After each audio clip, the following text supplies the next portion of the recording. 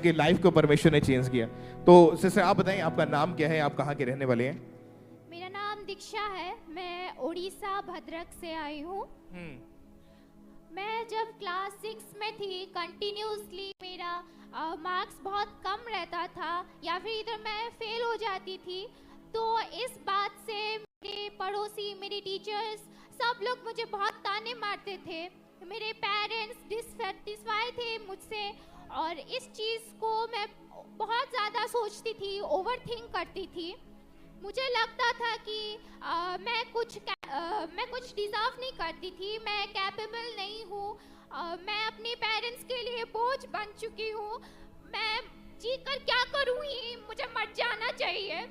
तो ये सब चीज़ें मैं बहुत ज़्यादा ओवरथिंक करती थी और मेरे टीचर्स भी मुझे ऐसे बोलते थे कि हाँ तू डिज़र्व नहीं करती है, तू कुछ नहीं कर सकती अपने लाइफ में। तो ओवरथिंक के वजह से मेरा शरीर पर बहुत इम्पैक्ट हुआ।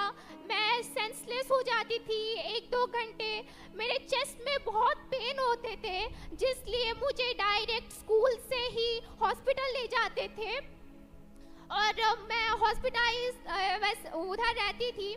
बहुत सारे डॉक्टर्स दिखाए इस कारण के लिए, अलग अलग डॉक्टर बहुत कुछ बोले। कुछ डॉक्टर बोले मुझे हार्ट का प्रॉब्लम है, कोई बोले मेरे ब्रेन को ब्लड नहीं जा रही है, कोई बोले मुझे फीड्स है। तो इस चीज़ के लिए उन लोगों ने मुझे मेडिसिन दिया, मैंने खाया, पर कुछ भी काम नहीं किया, मुझे कोई आराम फील नहीं हुआ। सारे टेस्ट हुए मेरे और सब टेस्ट मेरे नॉर्मल्स भी आए, CT scan, echo, ECG, EEG सारे टेस्ट कर लिए और सारे टेस्ट मेरे नॉर्मल्स आए। उसके बाद मैं जब डॉक्टर काउंसलिंग के लिए गई तो डॉक्टर ने मेरा काउंसलिंग कर मुझे बोला कि मैं डिप्रेशन से जा रही हूँ, मुझे एंजाइटी अटैक्स हो रहे हैं। तो उन्होंने मुझे 2 मंथ्स के लिए मेडिसिन दिया और मैंने 1 मंथ के लिए मेडिसिन कंटिन्यू किया। मैं पहले से ही प्रभु में क्लास 3 से जानती थी, लेकिन अंकुरनोला मिनिस्ट्री से मैं जुड़ी नहीं थी, मेरी मासी ने मुझे बताया था। तो अब मैं ऑनलाइन मीटिंग देखना शुरू कर दी। उसके बाद मुझे भुवनेश्वर ब्रांच के बारे में पता चला, मैं और मेरी फैमिली भुवनेश्वर ब्रांच ज्वाइन किए। जो अंकुरनोला मिनिस्ट्रीज की ब्रांच भुवनेश्वर में, आपने वहाँ पे मीटिंग्स को अटेंड करना शुरू किया? जी। ओके, क्या हुआ फिर उसके बाद? उसके बाद मेरा और मेरे फैमिली का फेथ बढ़ा, थोड़ा थोड़ा रिकवरी हुआ, फिर भी मेरा वैसा रिकवरी नहीं हो रहा था, वैसा ही हो रहा था, मतलब 2 मंथ्स के लिए ऐसे ठीक हो जा रही थी, फिर से वैसे ही हो रहा था।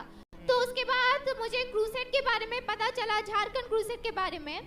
कल जब बाबा जी ने बोला कि वर्शिप करने और वर्शिप के द्वारा डिप्रेशन जाएगा, मैंने वर्शिप किया और प्रेयर्स को रिसीव किया। मुझे तभी होली स्पिरिट ने टच किया और मुझे वॉमिट हुई और वॉमिट के बाद मुझे पीस फील हुआ और तभी मेरे कान में कोई एक डीप वॉइस में बोला कि you deserve everything, you are capable. तो ये 2 चीज मेरे दिल को बहुत छू गए। जो मुझे पहले बहुत मतलब चेस्ट में हैवीनेस फील होता था, वो मेरे अचानक से गायब हो गए। प्रभु ने मुझे हील किया, मुझे होप दिया और मेरे जीवन को चेंज किया। इंस्टेंटली उसने मेरे लाइफ चेंज किया, मेरे माइंडसेट चेंज किया। मैं जो सोचती थी, मेरे हार्ट में जो था, सब कुछ चेंज किया। प्रभु ने मुझे छुआ और उसके बाद मुझे बहुत फ्री महसूस हुआ और मैं कल से कोई भी मेडिसिन नहीं खाई थी। थैंक यू जीसस, ऊंची आवाज में। जहां मैं 5 मिनट धूप में खड़ी नहीं हो पा रही थी, वहां मैं आज 4 से 5 घंटे खड़ी हुई और मुझे कुछ भी नहीं हुआ। मैं अभी तक भी एनर्जेटिक हूँ, मुझे प्रभु ने हील किया, मैं हील्ड हूँ। हालेलुया, ऊंची आवाज में हालेलुया, ऊंची आवाज में।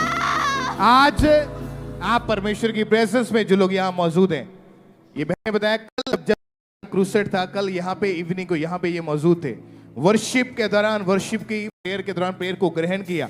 वो कितने साल से ये बीमारी या प्रॉब्लम आपको थी, कितने सालों से? 4 साल से थे। और कल क्रूसेड अटेंड करने के बाद 4 साल के बाद आप अच्छी नींद ले पाए, कोई डिप्रेशन का अटैक नहीं है, कोई एंजाइटी का अटैक नहीं है, कोई बीमारी नहीं है।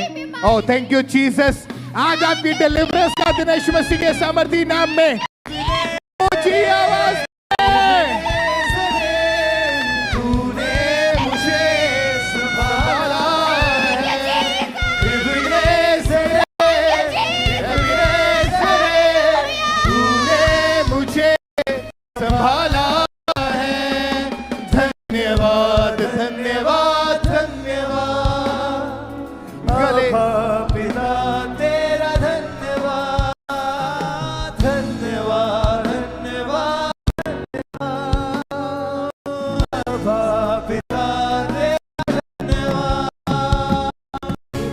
क्या आप तैयार हैं प्रार्थना को ग्रहण करने के लिए?